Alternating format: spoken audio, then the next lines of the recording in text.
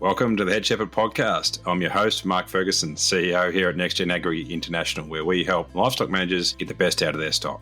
Before we get started, thank you to our two fantastic sponsors for continuing to sponsor this podcast. MSD Animal Health is perhaps better known as Cooper's Animal Health in Australia and for their Allflex range across the world, with a comprehensive suite of animal health and management products.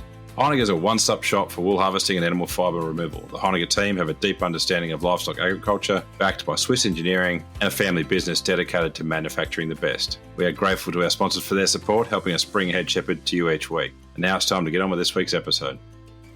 Welcome back to Head Shepherd. We've made it to the end of the year. Well, not quite. We've made it to Christmas, so we're a week away from the end of the year. But thanks for all those listening out there. And before I forget, Merry Christmas to all of you. I hope you have a great time with friends and family. There's a good chance you won't listen to this until it's all over, probably. You're probably busy doing lots of things, getting that Christmas ham prepared or whatever your traditions are. But this week we've got Rudolph Linde on the show. And before we get into that, I just want to cover off on an article that I've written for this week. So it's based on, or talking about the foot rot gene marker test that's been around for 20 plus years, and sort of going through the reasons why it didn't work and really encouraging people to move on and use the latest technology, which is the quantitative approach, which is the foot rot breeding bed we've used in FOML. If you're not in the FOML industry, a few tips in there about how you'd go about doing a similar process. But it just goes through, what was thought to be a silver bullet at the time and why it really hasn't shifted the dial for breeders out there that are struggling with foot rot. Obviously, sticking on the genetic theme, Rudolph Linde, our guest this week, is the business manager of genetic services at Meat Livestock Australia, or MLA, as most people in Australia would know it. He's got a great journey getting to that job. He grew up in South Africa and spent plenty of time in New Zealand and the UK working with a range of different genetic businesses through a range of different breeds, it's probably certainly joins the growing club of us genetic enthusiasts or people that are super passionate about genetics. And it was great to have a chat with Rudolph. We'll go through a range of things in his career, but also sort of some of the things that he sees coming down the line. So we won't waste any more time. We'll hook into that interview with Rudolph Linde. Welcome, Rudolph Linde, to Head Shepherd. Thanks, Mark. Thanks for having me. Excellent. Rudolph, you're the business manager of genetic services there at MLA, and we'll get to that in a minute. But your background goes back into commercial farming, stud breeding, corporate ag, across a range of companies. Talk us through your journey from South Africa through to Australia today via New Zealand. Yeah, thanks, mate. Yeah, so I was fortunate enough, at a very young age to be exposed to quite a diversified, farming operation and operations, I should say. I've had the opportunity to be involved in various sectors, from a very young age, and I think that stimulated the passion for animal sciences and genetics, very early on. Fast forward through the years, I went to New Zealand just after school, played a bit of rugby, realized, very quickly that I'm not going to be the next best All Black. So, went back to South Africa, went to study my undergraduate studies there from Elsenburg Agricultural College, division of Stellenbosch University, and then spent 2 years on farm, quite diversified farming operation again, spanning over cattle, sheep, ostriches, grain operation, so big cropping segment as well, dairy, and then always knew that most likely I'm going to go back to New Zealand. Just fell in love with the place, and so got married in between, and fell in love with my high school sweetheart and her dad, which was a larger,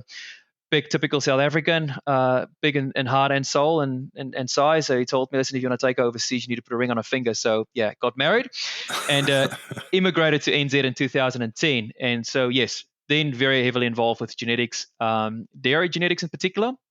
Did a bit of sheep and goats, continuously on the go, but very much dairy. And then later on, as the industry evolved, dairy beef. I also had the opportunity to spend some time with Elanco Animal Health, where I was managing a big part of their ruminant portfolio. And I was also part of the launch team, essentially, in Mexico, New Zealand, where they essentially test the methodologies for a potential multi-million-dollar new molecule called Imrestor, which was at that stage the first non-antibiotic, non-vaccine. So I was part of that team, had a fabulous time with Elanco, went through a couple of acquisitions and mergers, as they do these days. And then an opportunity came up with ST Genetics, actually, being based in the UK. So immigrated to the UK. I was there part of the Cogent UK team. That was just at the time where ST acquired the majority, and then finally the outright shareholding within Cogent Breeding in the UK. And at that time, I was, setting up a new business unit for Cogent, focusing on genetic services. And interesting time in the industry where female dairy commercial genotyping were just being commercialized at scale. So that was a big project for us.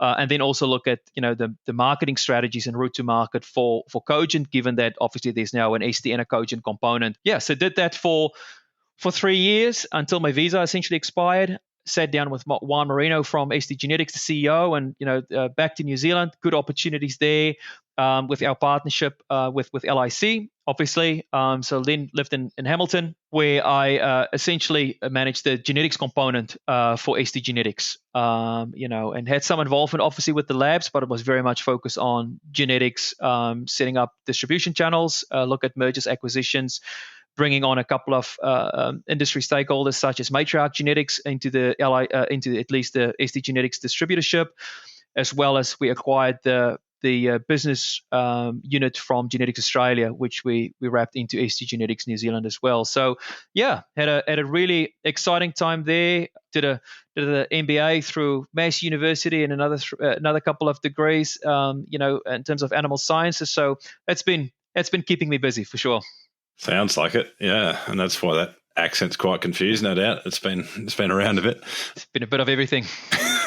Yeah, and then I guess if we go back into sort of the farming focus, you've sort of been involved in everything from Herefords to ostriches and to a whole heap of tropical adapted breeders as well. What have you learned about genetic improvement that applies across all of those different species and I guess uses?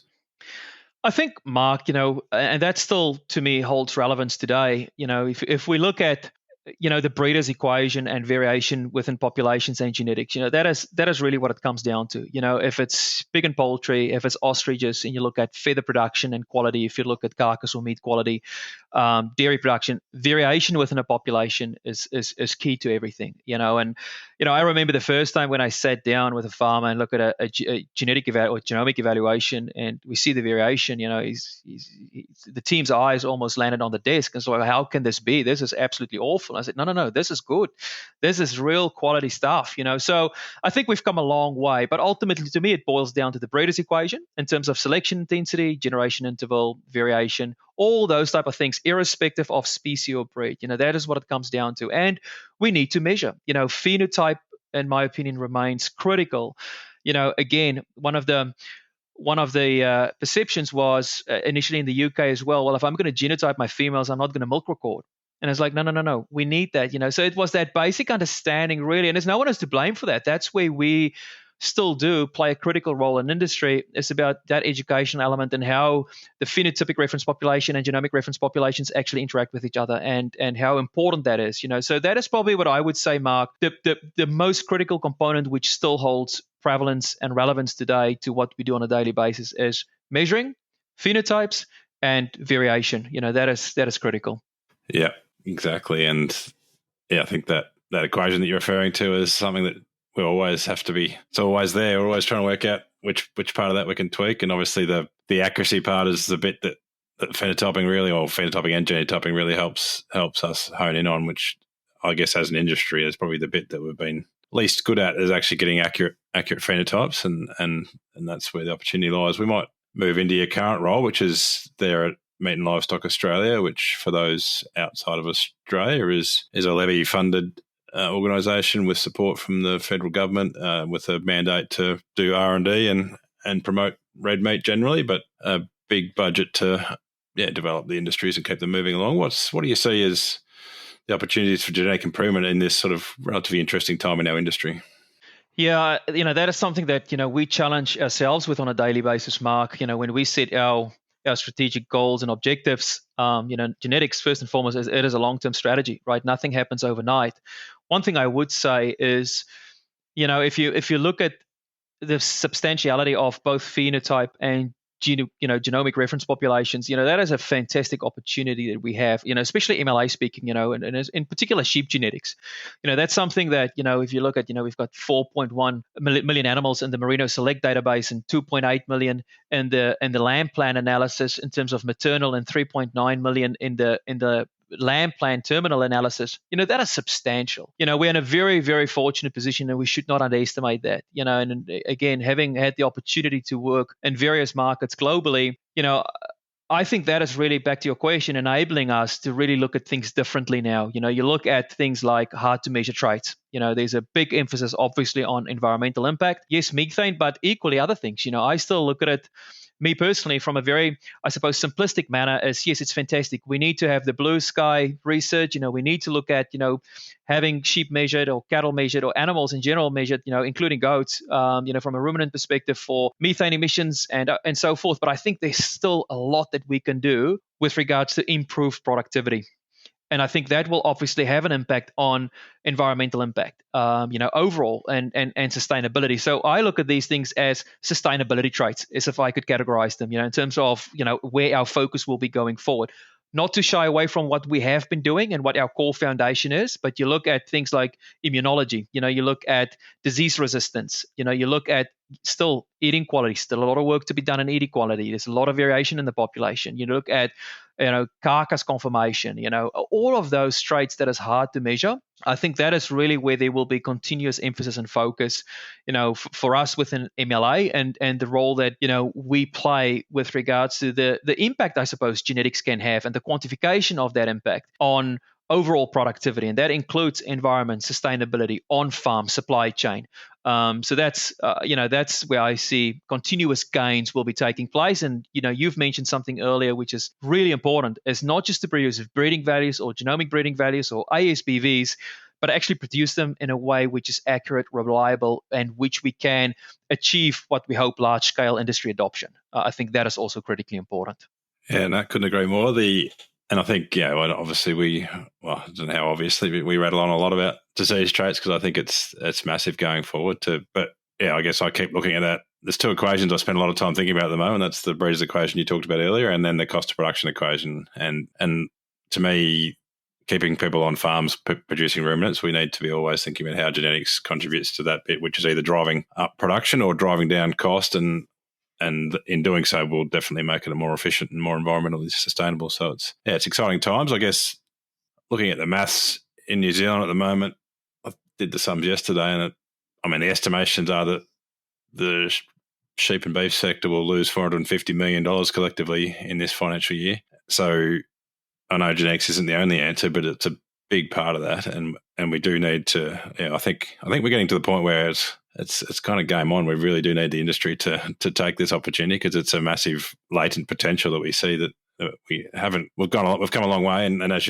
those numbers are really, really cool to hear how many animals are in those evaluations. I think you're right that we take that for granted a bit. We often think, it's just a genetic evaluation, but it's actually a world-class one, and we're very, very lucky to have access to it, which is good. I'll stop rattling on because this is about you, not me. The race before you did this last time you left New Zealand, you were with ST Genetics, as you mentioned. The dairy beef program is interesting. With obviously we've got some companies trying to move away from bobby calves, which makes an interesting role for beef genetics, and we've got all these females in the industry that could be producing beef calves, I suppose. So there's a whole heap of questions, and we could probably spend a few hours talking about that alone. But I guess, what did you learn at ST that we could benefit the broader beef industry? I think, well, first and foremost, very interesting, topic, which is, very topical at the moment. Doesn't really matter where you go in Australia, New Zealand, US, doesn't matter. I think the opportunity, again, we talk about, beef and sheep earlier, dairy and beef production in general are under, like many other species, ruminant species, under fierce scrutiny. In terms of environmental footprint, overall productivity, you talked about increased productivity, putting pressure on cost of production. I think that is one thing that, if making reference to the UK, I think that's, really leading the industry in the world on the global stage in terms of full-scale integration. I think they caught onto it really quickly, and Brexit might have had a role to play or not. I'm not going to go into politics. I usually say politics, religion, And so I stay out of those conversations, right? So I'll just stay on that. What I reference is my own experiences. And I think what they've done is they've realized very quickly they're going to have to look at their own supply chain and how do they guarantee essentially continuity of supply onshore, domestically within the UK, and produce quality beef. And so, you look at the groundwork that's been done by ST Genetics and other companies. I think in this instance, what they've done really well in ST Genetics and Cogent's standpoint, credit to them, is they've aligned themselves very strategically, first and foremost with the farmers. The farmers realize that they've got a commodity here. One of their biggest assets outside of land are the animals. It's the cow. She's got a uterus. They don't have a need. The price heifer excess, the US market for so long, have been known for good heifer pricing. It is, it's been blown out of proportion, oversupply, prices plummeted, it's supply and demand, the good old economic equation, as we all know too well.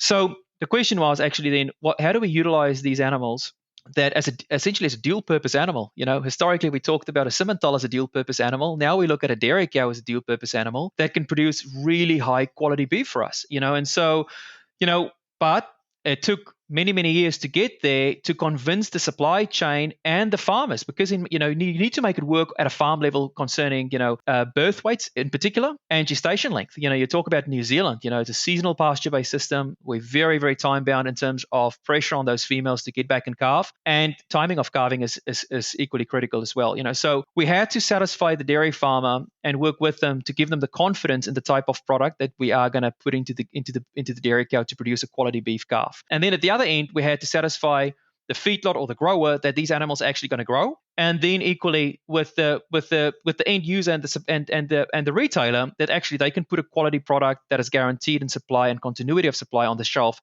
for the consumer that's going to have a positive eating experience. ST and Cogent has done a lot of work, bringing that whole supply chain together, and I think that is where we've seen it working really well. That's where it's worked well, is taking everyone on that journey. And there's been there's still a lot of things, but it comes back to what we said earlier. It's about measuring. And one of the key things that we've learned is beef is not beef anymore. All beef is not suitable for dairy beef. And the beef cow has got a big role to play as well, in the sense that we talk about dam effect or cow effect. You've got a massive variation within the dairy cow population, if it's Jersey, if it's Holstein, or if it's a crossbred. So measuring the phenotype has become critically important. Again, ST Cogent has put their hand in their pocket and to say, well, listen, we're going to measure, and we're not just going to measure the performance on farm, the performance across the supply chain, the growth, the carcass performance. We're actually going to measure them for feed conversion efficiency as well, and then methane and everything else that actually flows on top of that as an overlay.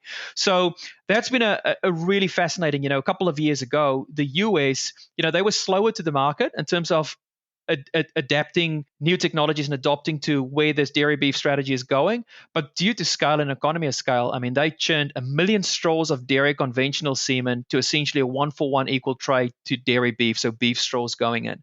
It's unfortunate to say that, especially in smaller countries like the UK, the purebred beef or the suckler beef population, as they refer to them, has come under significant challenges, right? Because it's been proven with the likes of Marks and Spencer's, Tesco, Morrison's, various supply chains and supermarkets that they are satisfied with the quality of beef. And the nice thing is, because they calve 365 days a year, a big proportion of the UK cow population, they have continuous supply on a regular basis. We know in suckler herds, they've got a specific timing of calving, etc., right? Similar to New Zealand. In the US, same thing. Then the evolution of sex semen came along, and the growers and the feedlots realized that actually a male calf grows significantly better than a female calf. There's various other qualities and attributes which certain, supply chains have a preference over. And at the same time, now they're saying, well, actually, we only want male calves, So that led to two things really, is the dairy beef evolution also stimulated further growth and demand for sex semen.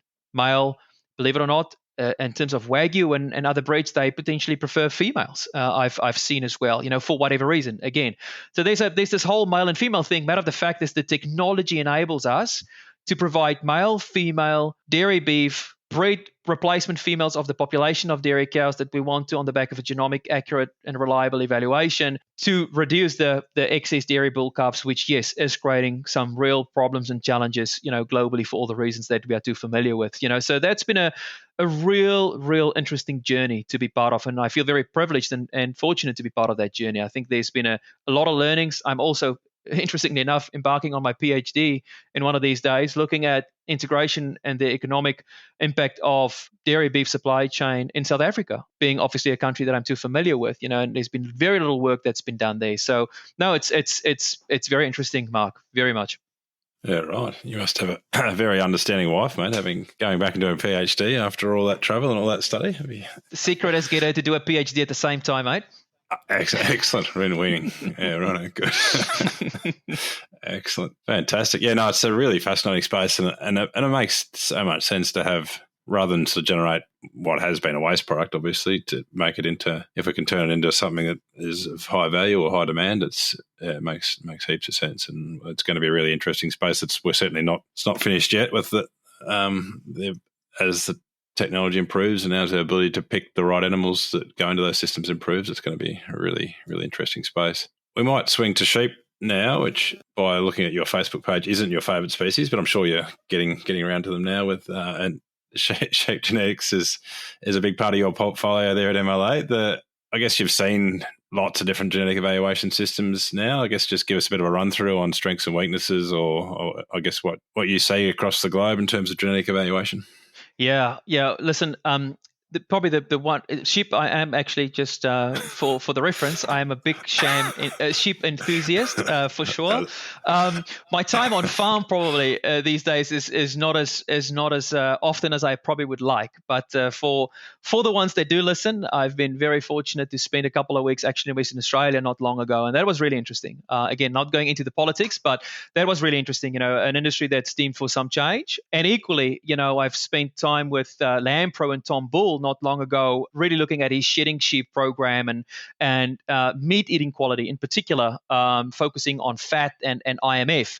So what that program is doing, which lead to your question, is fascinating, because we've got the reference flock, which again is a real big benefit to MLA and to the wider industry. Very important. Everything that we do is levy funded, and it's research dollars, so it's really important that we acknowledge the contributors, which is our producers and industry that co-fund projects with us to continuously, deliver value back to the industry. That's how we measure ourselves. So some of the numbers that I've given you earlier, in terms of just the size and the scale of the population that we work with, is really testimony to the sheep genetics team, our producers, and the industry that enables that to take place. But you talk about the evaluation. I've again been privileged enough to work across the globe, and it's not very often that you come across, especially a sheep evaluation in particular that is of this substantial scale, and not just scale in terms of the measurable traits, but the number of animals for each of the measurable traits. I think that is especially hard to measure traits. The ongoing work that we are doing, which to still achieve across the industry a 4% genetic gain cumulatively and ongoing, I think that shows real courage, that the investment is going into the right places to still achieve that and to measure that. Our KID plan, which is our goat evaluation, in comparison is relatively small, but that has increased now to sitting on 30,000 animals within that evaluation as well.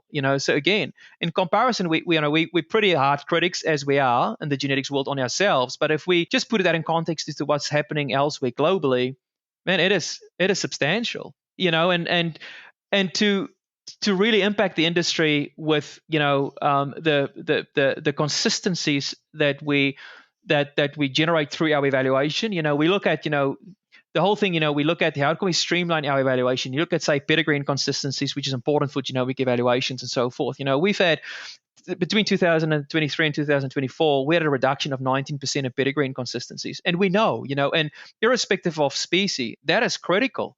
Because it's garbage in, garbage out type of thing. And back to the accuracy. Yeah. That's back to the accuracy. That is where I think we will focus on, and the same with we talked about eating quality traits earlier. And if we just look at where essentially the kill data is, if I could refer to it in a simple format, with regards to October 24, which is the latest for IMF, we have in the maternal breed reference, we had almost 8,000 references. Carcass weight over 12,000, shear force over 7,500, lean mean yield, is over 2,000. So I think that is where, we talk about the evaluation. That's where we can bring, we talk about value-based marketing and how we can bring value to the producer, but equally to the supply chain. I think that's where a lot of our focus, and then, like I said earlier, immunology, disease resistance, all of these things that we know is going to impact animal welfare as well. That's where the focus will be. And because of that reference flock and the support from our producers and industry, we will continue to drive that mechanism and get those phenotypes, with increased accuracy coming through that mechanism to enable us to produce, accurate ASBVs and breeding values, for those traits at the other end. Yeah, excellent. No, it's certainly mind-boggling. I know, and obviously computational power is one of the things that holds us back a little bit, and that there's not much we can do about that other than wait for quantum or something. Or I don't know. You'll know more about that than I do. But that obviously it's getting harder and harder. Than just the sheer power or sheer weight of or amount of data that now has to get crunched compared to what as that evaluation gets bigger. Yeah, absolutely. This is probably a bit of an opportunity to maybe dream or just tell us what you know. But the sort of reproductive technologies you've mentioned, sex, semen, obviously AI, ET. I guess what do you see happening in terms of sheep and beef or across all livestock really about where reproductive technologies might take us in the future? Yeah, good question and fascinating space, right? I mean, talk about blue sky research, the things that's happening in that space is just mind blowing. We think we're smart in the world of genetics. I would like to think reproductive technologies, we could claim that as part of genetics as well, because those boys and girls are just doing an amazing job, and the research there is just fascinating. In terms of applicability, I think, again, it's like with sex semen. I think in the earlier days, right, it's not been a pretty product, but man, it's like anything. I was trying to explain to my 4-year-old, going on 13, and 11-year-old going on 20 the other day, just talking about a Discman, and a Walkman, and we all have these conversations with our kids, and I see product and innovation in a very similar light. It's very similar. It's technology. You need to start somewhere. Is it always going to be pretty? By no means. I remember the first mobile phone I had was a good old Motorola. Man, it was as bigger than a brick, right? So anyway, that's the moral of the story. And I think, that we need to start somewhere. And it's the same with reproductive technologies. What we are seeing now, in terms of just basic mode production and IVF is gaining a lot of momentum. And IVF is not just gaining momentum in terms of improvement in technology. The media are starting to play a crucial role in IVF and the viability of embryos and what we can do with that. And not so just from a genetic nuclear standpoint. So, in other means, what's happening, say, within the world of sheep genetics or what's happening in large bull studs globally, but commercial application. And I think that is really important. If you think about, again, we talked about generation interval earlier and the breeder's equation.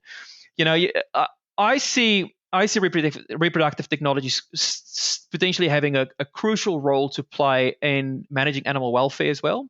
And I'm not talking about genetic modification by no means. I'm talking about just pure embryo production with a donor female and a male, making extreme and creating extreme high end genetic merit genetics, irrespective what that is. It could be for milk volume, protein, fat, or whatever the case may be. But I see also that play a crucial role going forward in managing animal welfare as well. Give you one trait or two, make it two. We talked about POLD and we talk about, heat tolerance. If you think about the applicability of genetics, in third world countries, just in terms of, heat tolerance, not even third world countries, you talk about some days in New Zealand. Man, you talk about Australia, but let's make it more third world countries because that is a bigger limitation in terms of, adaptability of genetics in those environments. That could be a game changer. And we can do that with large scale commercial applicable embryo production. We talk about POLD, again, same thing. Bull studs globally have introduced the POLD gene selectively through breeding programs. So as a population, without selecting specifically for POLD genes, we have been breeding towards a more POLD, homozygous and heterozygous population by simply just using bulls that we would choose as part of our normal selection parameters, but it just happened they are either single or double P. But I see that having a larger scale impact. I think there's a real opportunity commercially to, yes, drive genetic gain, shortening generation interval, but equally have a role to play in terms of selecting with extreme selection intensity for traits that we know is going to have significant impact and a role to play within industry collectively, either at a producer and or at an industry level from an animal welfare, animal productivity standpoint. I think there's still a bit of work to be done. We're doing quite a bit of work with embryos in the northern parts of Australia. Again, it's extensive. Those cattle are not being reared in an intensive environment where you've got frequent access to them. So it takes a lot more timing, access to veterinarians and skilled operators in the north, like in many other countries, always will remain a challenge. So reproductive technologies is developing beyond just the technology itself, as in the embryonic technology, but it's equally the applicability of the technology, the implantation, the programs that we use. So I think that will also have a big role to play, especially moving forward in the wider scale adoption and commercial applicability. Yeah. Yeah. No, it's going to be an interesting space, and long may it continue to evolve. I guess we can get off onto all this fancy tech and all the exciting stuff that you and I could talk about for hours. What's imperative as we do all this to make sure we're bringing our commercial producers along, make sure it's still practical and accessible for those guys and gals? Yeah, listen, I remind myself on a regular basis, back to the basics, because, I think, across the commercial environment, it's almost like a genetic distribution curve, right? You've got a big proportion of the population sitting here in the middle, and then you've got a population that needs a bit more convincing, others that is leading the charge. I think education and bringing stakeholders, which includes stakeholders, as in the producer segment, the industry, potential partners along that journey. And I think I'll probably summarize that through collaboration. And I think it's imperative. It is really important that, yes, research is important and we need that component. Let's not underestimate that. But I think we need to continue to focus the efforts and the emphasis on research that's really going to make an impact at a producer level, because those are obviously that's the particular market segment that we need, to adapt and adopt new technologies. So whatever the case may be, there's still a proportion of our population which are not using breeding values. Then there's others that's doing sexed embryo production. That just shows you the variation within our population. But it's equally important that we recognize that and that we spend the time through the various adoption programs that we have with each of those producer segments to take them along that journey. Because we run the risk of leaving a large component of the industry, whoever they may be, behind, and we only focus on the blue sky research, and really the early adopters focusing on the lollies and the nice to haves and all the innovative stuff. We need to make sure the only way we will succeed is by making sure that we take the large producer commercial segment with us on that journey and demonstrating the value to them. Yeah, and I guess sometimes I think we don't need to understand how the Intel chip works. We just know that every time we buy a laptop, the Intel chip's a bit better than it was last time. And so there's always going to be an element of the population that just gets a better outcome, even though they don't want to know why and they don't need to know why, I suppose. And that's the benefit. And that's the justification for why MLA can invest in genetics, obviously, because it's bringing the whole industry up, even though it's a segment of the industry that uses or directly uses it, but it's the outcome across the industry that really matters. Yep, and I agree very much. I heard someone, which I obviously claimed from you, making the Intel analogy on that chip, right? I think that's really important. I could have stolen it from them. I just wanted to give you the credit, mate. I think it's really important. But I also think it's we need to keep ourselves honest as well, Mark. We've got a real duty of care here towards the industry, as researchers and as MLA and various other industry stakeholders and industry bodies, is to be transparent, with, where we invest our funds, our research, and equally, like I've just demonstrated, it's fascinating to be able to look back and sit down with producers that all contributed in some way, shape or format and show them there's the scale of the reference population and show them the research and make it tangible to them. We looked at a processing facility the other day, and I walked into another example. I walked into a wool process facility outside of Perth the other day. And isn't it fascinating where we can actually match the wool samples with the animals that actually essentially sheared those wool clips? That's when you bring producers and take them along that journey and show them actually this is your product, this is where it's going, and this is what we've got. It's very rewarding and it's a privileged position to be in. And we shouldn't lose sight of that. But like you say, there's others that's just gonna enjoy the ride essentially and just want to see the improved technology and the tools and the whistles and the bells that comes with it. And there's others that need a bit more convincing in terms of demonstrating the value proposition. Yeah, 100%. we've sort of covered off on environmental sustainability and the roles that genetics play. Is there anything you'd like to add to what we covered before? I think probably the only thing I would say on that, Mark, is, from a genetics standpoint, there's many ways that we can capture phenotypes. And methane and greenhouse gas emissions in general is a hot topic, right? Let's not deny the fact, and there's a lot of research going on. I think one thing we need to be cautious and conscious of is there's various ways that we can measure methane output and greenhouse gas emissions in general. I think one of the things that MLA will be looking at going forward, most likely, is, it's fantastic to have this research and being part of the Methane Global Hub and potentially collaborating and contributing. But I think what is really important that we as an industry, a global industry that is capturing and conducting research in this space, is that we look at standardization of the phenotypes that will be going into these evaluations and the ways in which we have measured this. There are various devices, and it's fantastic technology. I mean, kudos to these guys and innovators and engineers that has produced these technologies. It's fascinating. All I'm saying is, as you would know too well, and others potentially listening to this podcast, that the way that we measure phenotypes, there's an element of standardization, and the saying that we accredit our scanners on an annual or biannual basis within sheep genetics as well. There's an accreditation process. There's a way that we can measure the quality and QC and quality control of the data going into our evaluation, and it's going to be the exact same thing I can foresee with meat eating quality traits and the devices that we use there, which again is accredited and it goes through a process. Due diligence is being performed, and it's going to be the same with methane. So that's the only thing I would say probably on the area of caution, Mark, is fascinating, and absolutely it's well needed. But I think there's more work to be done in terms of actually taking that and then delivering either a breeding value, genomic breeding value, a sustainability index, in whichever way, shape, or format we will deliver that, or formats that we will deliver that back to industry to make sure that we actually can compare apples with apples, and it's done in a standardized format where we feel comfortable again with what we produce at the other end. Yeah, it's a good point, and it's certainly not limited to genetics. I think the whole world has got a million different ways of measuring carbon and valuing carbon, and so Absolutely. It's everyone's scrambling at the same rate, I suppose, to try Absolutely. And standardise. But yes. It's a really good point. Yeah. Given your global experience, what do you see as Australia's competitive advantages and challenges in genetic improvement programs?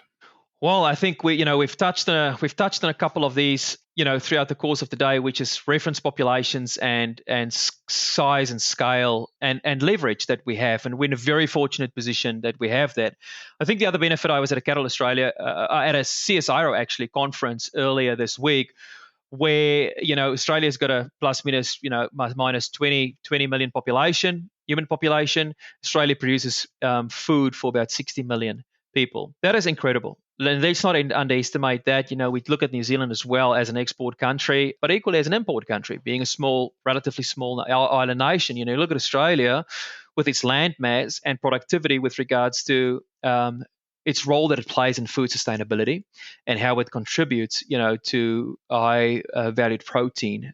So I think Australia is in an extremely fortunate position in terms of geographical location. It's very relatively close to its markets of export. It's diverse in the products that we produce, and that spans across animal species, fruit, vegetables, and various crops, seeds, various other things. But specifically speaking, selfishly speaking, at least from a genetic standpoint and from an animal production standpoint, the innovation and the technology that exists in Australia is absolutely mind-blowing. And like I say, I've been privileged to work in various markets. It's almost like, I feel a sense of responsibility that the world is almost looking at Australia, for what we are doing in this space, in terms of really leading genetic advancements and technologies and application. And a big role that we play there is the contribution of phenotypes, ultimately reliable and accurate genetic evaluations, how we collaborate with industry, and then more importantly, is the focus on hard to measure traits. That is something I think, a lot of our global industry collaborators are really fascinated about. You look at meat eating quality, you look at meat traits, carcass traits that we select for IMF, whatever the case may be. All of those hard to measure traits, the research that we do in collaboration with AGBU and CSIRO and various other stakeholders and industry bodies is really at the front end of genetic advancement and genetic evaluation. So me as an outsider coming into Australia, and having spent the last year in Oz, I think, we, from an expat coming into Australia, big tap on the back and on the shoulder for what the industry has done in Australia. It's a lot of hard work, and it's a significant amount of ongoing investment to get to that point. Let's not underestimate that. And probably the big thing, which I'm most impressed with, Mark, and I think that's why it's been such a success. I'm not saying it's always been easy, but it's the cross-value collaboration, cross-industry collaboration, producer, stakeholders, researchers, industry bodies, a supply chain, international markets. It's a big engine, and there's a lot of moving parts, but it's a massive responsibility to engage with each of those stakeholders across that value chain to get to where we are. I think Australia is in a very fortunate position to continue that momentum. We look at, what's happening with beef cow inventory and population in the US. They've been having it real tough. Again, it creates opportunities for Australian beef producers in that regard. And it's the same with lamb, and it's the same with various other things. Australia are not just looking at producing product at scale, but it's also the quality of the product that it produces, which I think is highly applaudable. Excellent. So better at genetics than rugby, is that a summary, or? Mate, well, you'll be pleased. My blood is as black as it can be, right? So you can imagine, it's after the 1 point loss over the weekend. It's been pretty. Well, my wife outright refused to watch a game. Luckily they're playing in the northern hemisphere, right? So there's a time lag. We refuse to watch a game if the All Blacks loses, right? So we had a bye this weekend, but I'm probably seen as a traitor, but I am a New Zealand citizen, and so the day when we got our Kiwi Power Sports, we said, listen, we're going to come out and we're going to wholeheartedly now support the All Blacks. So I'm an All Black, but hats off to the Wallabies. Massive win this last weekend over Wales, and I truly hope for them and for Joe Schmidt's sake that they can maintain the momentum, because they've been having it pretty tough. Pretty tough, but to my fellow countrymen, the Springboks, man, they're on a roll, and it's going to take a lot to stop those boys. So good on them too. Indeed. One final question second last question, which isn't on notice, so you don't have to answer it, but I always hold South Africans up in a really high place in my head in terms of, I don't know, they seem to be 20 or 30 years ahead of the genetic game. Like, they seem to be really good, smart breeders in South Africa before it happened here, and I think the world's sort of all leveled out now, but do you have any thoughts on why that was? There seems to be a lot of interesting stuff coming out of South Africa 20, 30 years ago. Yeah, absolutely. I think, again, it's South Africa. It's not that other countries are not, but it's a challenging place to farm. Let's not underestimate that. It is a very tough climate, and it ranged from extremes, both end of the scale and everything in between. So I think why I'm mentioning that is the call to South African farming is South African farmers at a very early stage have kind of been forced to be really innovative and smart thinking with how they can de-risk their businesses. Clearly, genetics has been a core part of that. So I think de-risking with stimulating thoughts in terms of being innovative, has been really going hand in hand. And then, I suppose just the climatic condition, in terms of political environment, has been posing a real threat as well. So I think there's been various contributing factors that's really allowed South African farmers, in particular primary producers, to be really innovative with their ways of thinking. And I think, unfortunate for them, I think for a lot of South African innovative farms and industry bodies, collectively, they've probably been a little bit ahead of their time, Mark, in some regards, like we've seen. And I think that's probably been to their detriment as well, because, the market weren't ready for when they were ready with the type of genetics that they had to introduce. And then big thing, Mark, for South African farms, which I'm fearing really sorry for those guys, is just the likes of foot and mouth and endemic diseases. That is, I mean, if South Africa, from a genetic standpoint and a health status standpoint, had an open gateway into international trade and markets, different story, right? Different story, because they've got such good genetics. The unfortunate thing is their limitation to export and get that genetics into the wider world. That's a real shame. That's a real shame. Yeah. As somebody that bought a buck there in 2003, I think, and still with the intention of importing semen, and that semen never left South Africa. That's but it. Anyway, there's a few of them, mate.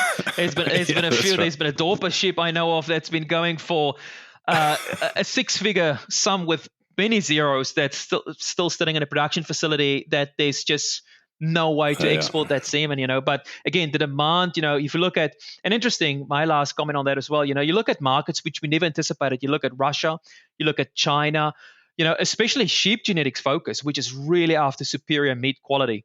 It's they want growth, they want something with a black head. Again, there's a lot of breeds that ticks that box in South Africa, and it's the same with goats. Boer goats, Kalahari Reds, and the list goes on. The same with Angoras. If obviously more for their fiber, but from a meat production standpoint, if South Africa again had an open gateway into the international markets for both live export genetics, it could mean significant for those individuals that truly value and invest in quality genetics, which they have been for a very long time. Yeah, it's my Australian born, live in New Zealand, but I get homesick for not being in South Africa. I've been there lots of times and really keen to get back, but there's some beautiful livestock there, and maybe it is the fact that they couldn't modify the environment, so they had to modify the genetics much more than, I guess, in Australia and New Zealand. We just worked on modifying the environment rather than the genetics as the core driver, whereas there it was just genetics, really. I think, and again, you think if we, like we do in the genetics environment, we look at genetics and management and environment, certain things you can change, other things not. But what they've done really well, and I think you've been absolutely spot on with your comment, is if you look at what they've done, and especially within their terminal crossbreed population, you look at the breeds that they are crossing. You look at Boron, and you look at Beefmaster, and you look at various other breeds that South Africa is really, for a very long time, they've been very known for producing especially red coat colored cattle that is extremely adaptable. And the feedlots still in South Africa, if they don't have a red coat, you've got a challenge at hand getting them in there. You look at Angus's, red and black. I'm not going to go down that path, but in some markets, they prefer the black. And in other markets, it's the red. But South Africa, I think it's because of that adaptability and because of their terminal breeds that they've really bred cattle that is extremely adaptive, is extremely agile to adjust to climatic conditions and still produce a calf, perform reproductively, and produce a carcass that is highly valued by the supply chain. Yeah, my favorite quote from a South African was "breed a profitable sheep and learn to like what it looks like," and I mention that at least once a week. But and it's I think very early they mainly threw out the base breeds anyway, and we're happy to cross stuff and work out and not just say it has to be within this breed stand or whatever. It was all about adaptability and bring those breeds together, or bring the attributes together in the best way they could. But anyway, we better stop talking about South Africa because that's another hour we could talk. But absolutely. Yeah. Last question, which is the one we ask everyone, which is, what is the last thing you changed your mind about? Well, that's a big one, mate, because I'm privileged to work across so many things, and I probably change my mind more regularly than what I should have. But I'm gonna throw a cat amongst the pigeons. I thought, and it's probably because I'm a big rugby fan as well, and I'm gonna keep it lighthearted. I thought it was a done deal for the Wallabies, but I think the last thing I've changed my mind was over the weekend to think that actually, tongue in cheek, there's still a bit of hope left for them. So. Last thing I changed my mind was that the Wallabies actually could still be a contender come the next World Cup, and I really hope for their sake and for World Rugby that is the case, mate. Well, that'll cheer up quite a few people on this. We still get 60% listeners in Australia, so that'll be well received. I am living here now, so I need to make sure that I earn my right. Yeah, excellent. Rudolph, that's been a fantastic chat, and we could chat for hours because you obviously think about genetics as much as I do, which is awesome. And thanks very much for your time today, and all the best with the PhD. I didn't know about that coming into today, so I'm sure that'll be a bit of fun for you, mate. I'm sure in our household we always look for something exciting, and like I said earlier, one way to get it done was to get my wife to come along. Well, actually, I think she was the one that prodded me for the PhD. But no, we're always keen for a challenge, mate, and it's been an honor, talking to you, and it's always fascinating engaging with like-minded individuals and exchanging ideas as to what's happening in different markets and segments in the world of genetics, for sure. Thanks, mate. All the best. Thanks, Mark. Appreciate your time. Thanks again to Heineken, who are proud world leaders in the manufacturing and supply of professional sheep shearing and clipping equipment. Thank you to MNSD Animal Health and Norflex Livestock Intelligence. They offer an extensive livestock product portfolio focused on animal health management, all backed up by exceptional service. We thank both of these companies for their ongoing support of the Head Shepherd podcast.